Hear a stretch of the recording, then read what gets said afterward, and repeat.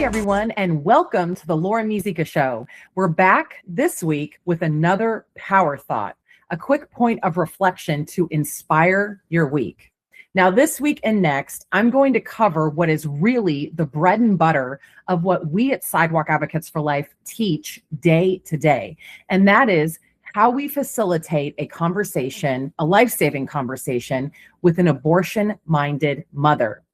Some of you may have somebody in your life who is considering abortion, and you can absolutely use this as a guide to encourage them to choose life. This week, we're starting with something called the compass, known as Mom, Baby, God in our organization. It's the general direction of where to take a life-saving conversation.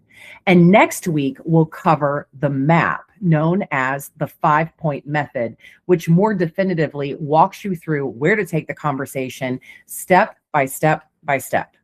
And we're going to pull these short clips from our free 45-minute primer called Introduction to Sidewalk Advocacy, found at sidewalkadvocates.org/101.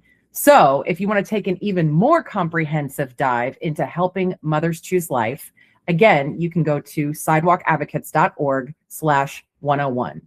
With that, enjoy this summary of the compass. As far as approach, let me give you a quick overview with something we call the compass. And then here in just a bit, I'll give you our 5-point method, which will step by step actually walk you through a life-saving conversation with an abortion-minded client.